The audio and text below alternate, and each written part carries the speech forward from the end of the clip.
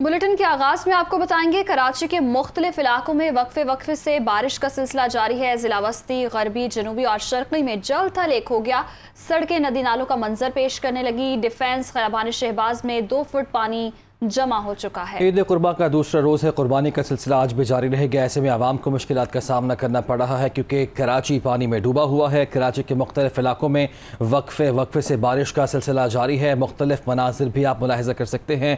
आवाम को परेशानी का सामना करना पड़ रहा है। ज़िला वस्ती, ज़िला गरबी, जनूबी और शर्की में जल थलेक, सड़कें नदी नालों का मंजर पेश करने लगी हैं। डिफेंस खयाबानी शहबाज में 2 फीट पानी जमा है और अंडर पासिस भी जो है वो पानी में डूबे हुए हैं। आवाम को मुश्किलात का सामना करना पड़ रहा है और ऐसे में महकमा मौसमियात ने मजीद बारिशों की पेशगोई भी की है। आज और कल बारिशों का इम्कान है। मजीद बादल बरस सकते हैं। ऐसे में जो कराची के बासी हैं उनके लिए मजीद मुश्किलात का जो सामना उन्हें करना पड़ सकता है क्योंकि पानी सड़कों पर जमा है और इंतजामिया ताहाल हमें सड़कों पर दिखाई नहीं दे रही। आवाम से ये अपील की गई है कि घरों में रहें। कराची के मुख्तलिफ इलाकों में वक्फे वक्फे से बारिश का सिलसिला आज और कल भी जारी रहेगा। कराची में बारिशों से हादसात भी हुए हैं। मुख्तलिफ इलाकों में करंट लगने से 3 अफराद जाम बहक हुए हैं। लाइन्स एरिया में 2 मंजिला रिहायशी इमारत का एक हिस्सा गिर गया। रेस्क्यू हुकाम ने बर वक्त इमारत में मौजूद 2 अफराद को निकाल लिया।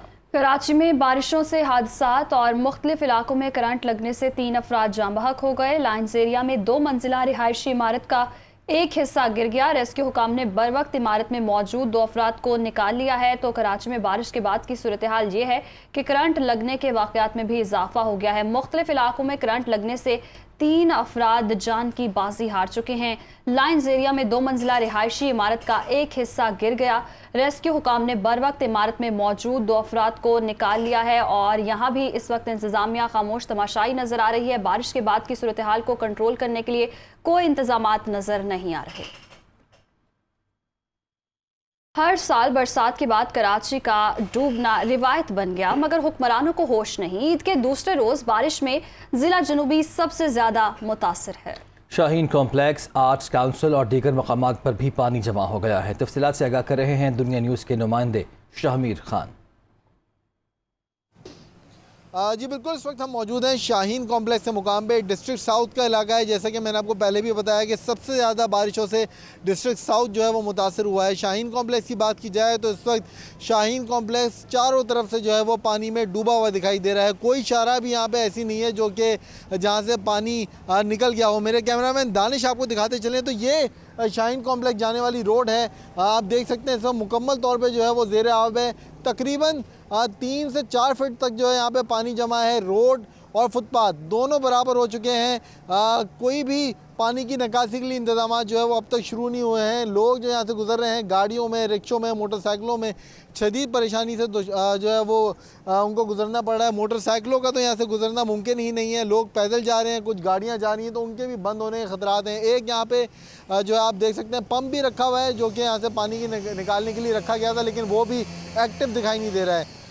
तो रात से अगर मजमूई बात की जाए सूरत हाल की तो ऐसी ही है। जगह जगह पानी जमा है और पानी इतनी बड़ी मिकदार में जमा है कि किसी भी किस्म की ट्रांसपोर्ट का गुजरना जो है वो खासा दुश्वार है। सिर्फ पब्लिक ट्रांसपोर्ट या फिर हैवी ट्रांसपोर्ट गुजर रही हैं, लेकिन ईद की छुट्टियां हैं इसलिए पब्लिक ट्रांसपोर्ट भी खासा कम शहर की सड़कों पर है। तो लोग जो घरों से बाहर निकल रहे हैं उनको शदीद परेशानी का सामना करना पड़ रहा है।